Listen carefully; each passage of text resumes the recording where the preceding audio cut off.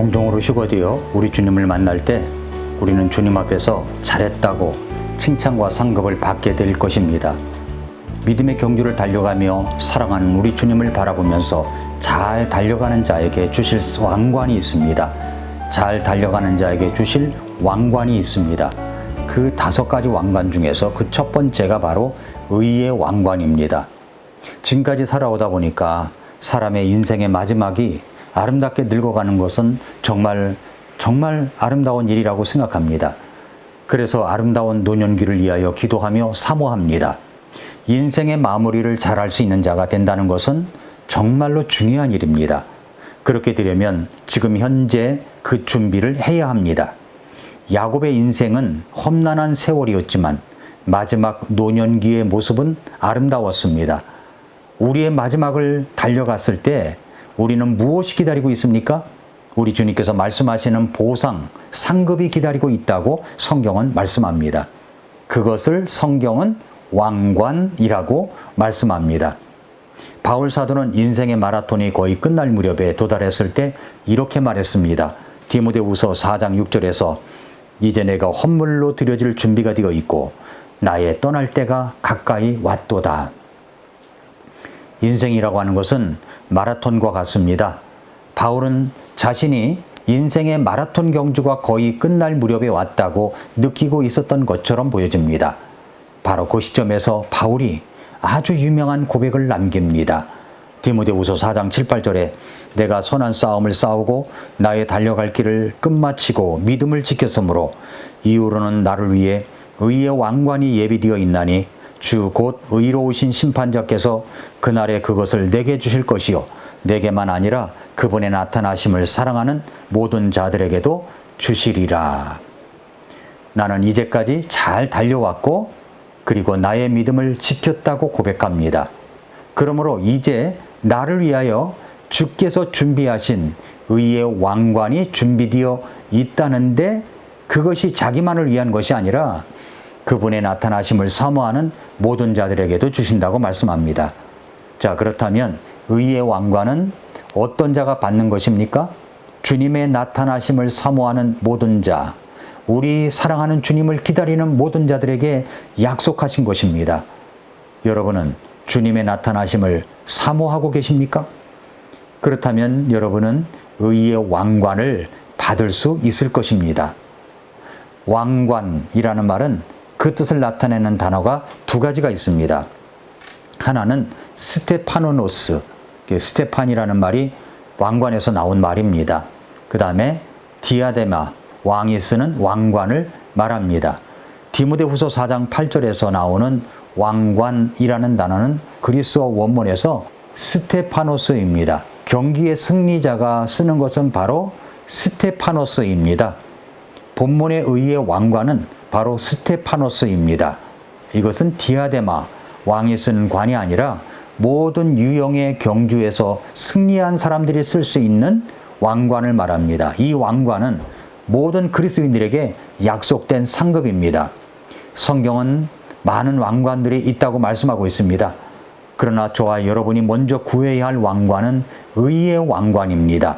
왜냐하면 의의 왕관이 없이는 다른 왕관을 얻을 수가 없기 때문입니다. 왜 그러냐면 죄인에게 가장 필요한 것이 무엇이라고 여러분 생각하십니까? 그것은 바로 죄사함입니다. 바로 righteousness, 의입니다. 의. 죄가 무엇입니까? 의가 없는 거예요. 의롭지 못한 것이 바로 죄입니다. 죄는 곧 불법이고 불의인 것입니다. 그렇다면 죄인인 인생이 어떻게 의로우신 주님 앞에 의로운 자로 설 수가 있겠습니까? 이것은 인생을 사는 우리에게 주어진 가장 본질적인 질문입니다. 바로 그 비밀이 의의 왕관이라는 단어 속에 있는 것입니다. 자, 그렇다면 그 왕관을 받으려면 첫째로 예수 그리스도를 믿음으로써 의롭다 하심을 얻어야 합니다. 우리가 믿는 것 중에서 가장 중요한 교리죠. 이것을 칭의라고 합니다.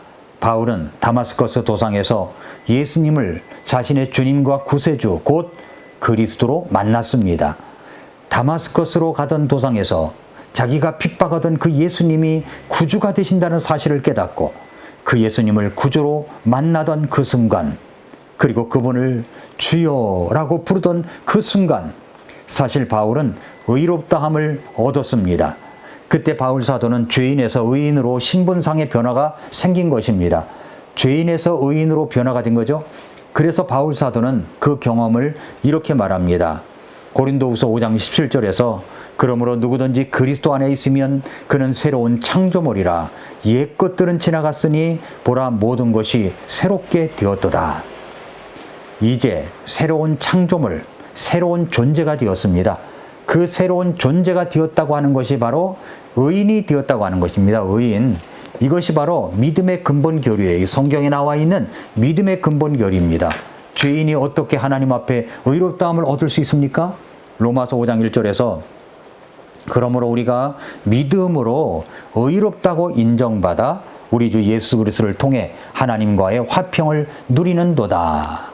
이 말이 무슨 말이에요? 죄인은 하나님과 화평하지 못하다는 것입니다.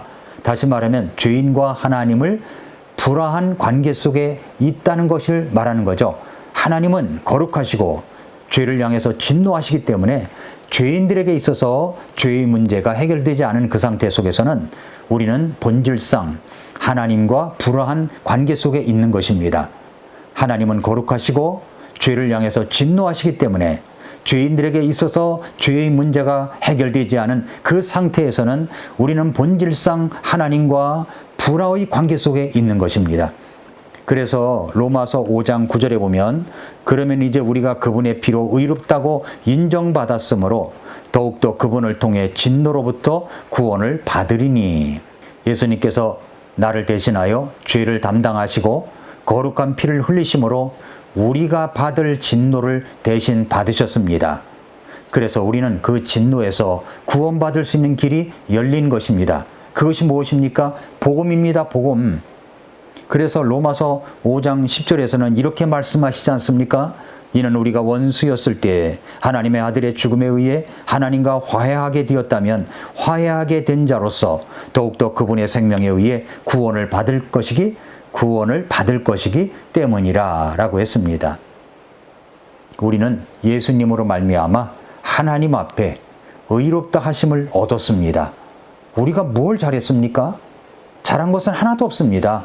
이것은 전적으로 그리스도께서 내 죄를 담당하시고 십자가에서 죽으신 그 사실 때문에 우리가 의롭다 하심을 얻은 것입니다.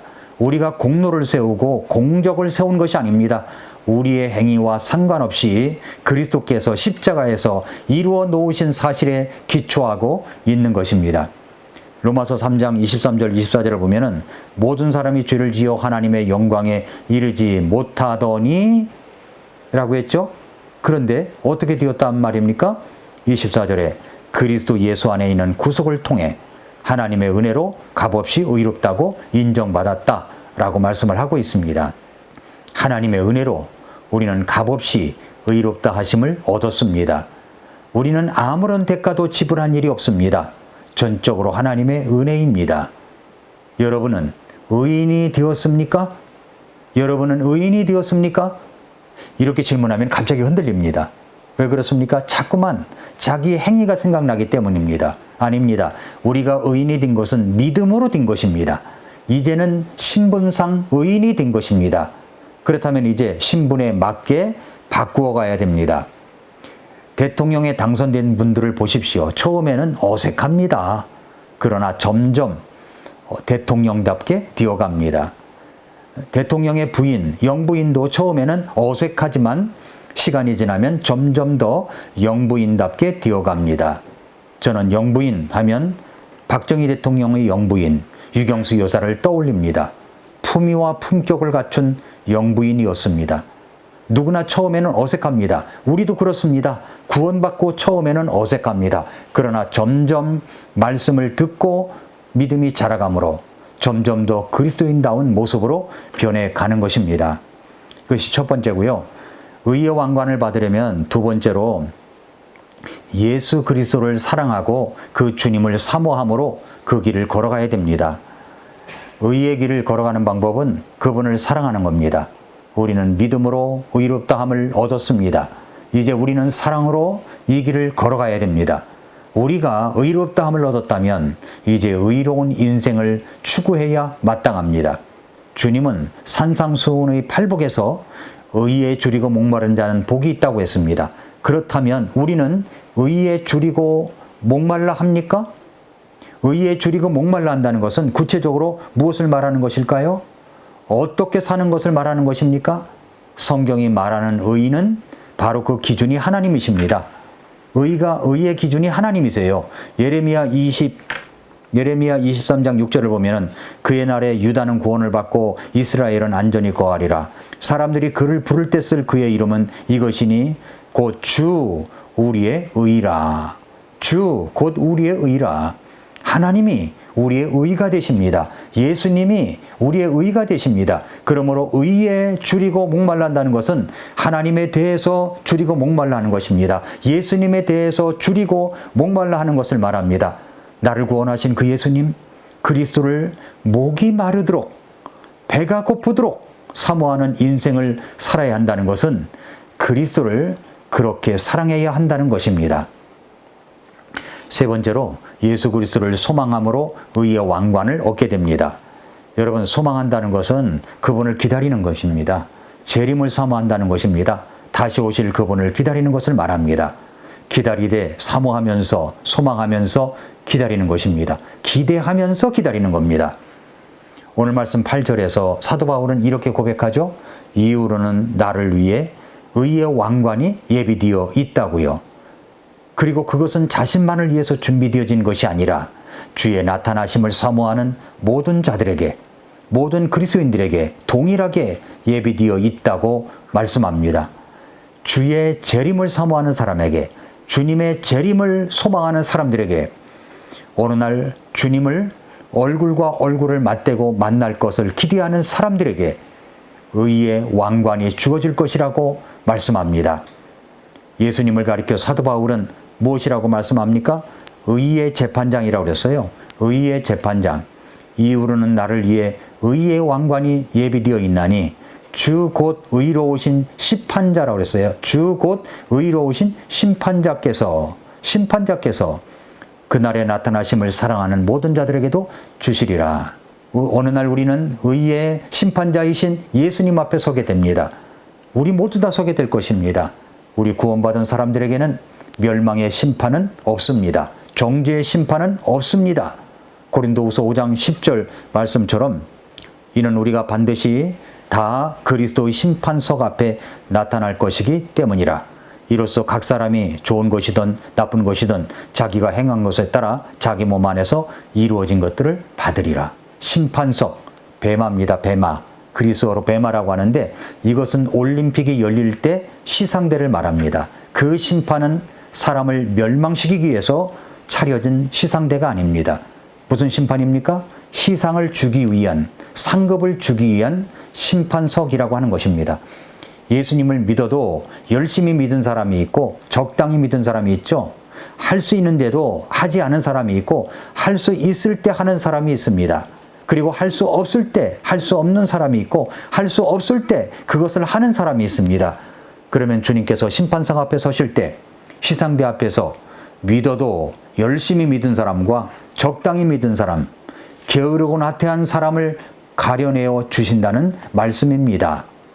경기장에서 경기하는 자들이 피눈물을 흘리면서 연습하고 훈련받는 이유는 경기장에서 자기의 달려갈 길을 다 마치고 싸울 싸움을 다 마치고 베마의 심판대 앞에 서서 월계관을 쓰기 위해서가 아니겠습니까? 바울은 다마스커스 도상에서 예수님을 믿고 구원받아 의인이 되었습니다. 그리고 의의 길로 달려왔습니다. 그리고 자기의 길을 마쳤을 때 주님 앞에서 의의 왕관을 받게 될 것이라고 기대하고 있는 것입니다. 고대 고린도와 아테네를 중심으로 한 경기장의 이야기 가운데 이런 이야기가 남아 있습니다. 옛날 히랍의 고대 도시 고린도에서 특별히 마라톤 경주에서 우승하는 사람을 위해서 성벽의 한쪽을 헐어서 특별한 문을 만들었다고 합니다. 그 문은 마라톤에서 우승하는 사람만이 통과할 수 있는 문이었습니다. 그런데 월계관을 쓰게 될 마라톤 승리자는 이제 큰 박수를 3번 받는다고 합니다. 첫 번째는 아무도 통과하지 않은 오직 승리자만이 통과하는 문을 통과해서 성내로 들어올 때 그 사람을 환영하기 위해서 모든 시민들이 일어서서 박수를 치며 환영을 합니다. 두 번째로 승리자는 심판대 앞에 서게 되는데 바로 그때 심판대는 왕이 앉는데 그 심판대에 올라가는 순간 나팔수에 나팔이 울려 퍼지고 동시에 왕이 나타납니다. 왕이나 심판관이 월계수와 월계관을 들고 나타납니다. 그 순간 우렁찬 박수가 터집니다. 그 다음에 왕이나 심판관이 그의 머리에 월계관을 씌워주는 순간 세 번째 박수가 울려 퍼진다고 합니다. 우리 그리스도인들도 이와 비슷한 광경을 연상해 볼 수가 있습니다. 우리가 어느 날 왕 중에 왕이신 우리의 구주요 주인 되신 하나님 앞에 우리 인생을 다 살고 천국에 갔을 때 아마 먼저 천국에 들어온 우리의 믿음의 선배들이 우리가 입장하는 순간 일어나서 박수를 칠 것입니다. 그리고 우리 주님 앞에 서는 날 우리 주님이 나타나시는 그 순간 상급을 들고 나타나시는 그 순간 사람들은 또 한 번 박수를 칠 것입니다. 그 다음 주님 앞에 서 있는 우리의 머리에 의의 왕관이 씌워지는 그 순간 모든 사람들이 박수를 칠 것입니다. 월계관은 아무리 영광스러워도 그 잎은 시들 것입니다. 그러나 의의 왕관은 시들거나 사라지지 않습니다. 이미 의롭다함을 받은 우리가 의로우신 재판장이신 의로운 재판장이신 그분을 닮아 정말 의로운 존재로 인격이 성화되어 주님 앞에 서는 그 순간이 우리가 의의 왕관을 받는 순간입니다. 주님께서 너는 영원히 내 자랑스러운 자녀라고 말씀하실 것입니다. 그렇다면 성도 여러분, 우리는 그날을 사모해야 되지 않겠습니까? 그날이 기다려지지 않습니까? 그러면 우리가 남은 인생의 경주를 어떻게 뛰어가야 하겠습니까? 오늘도 미라클 모닝입니다.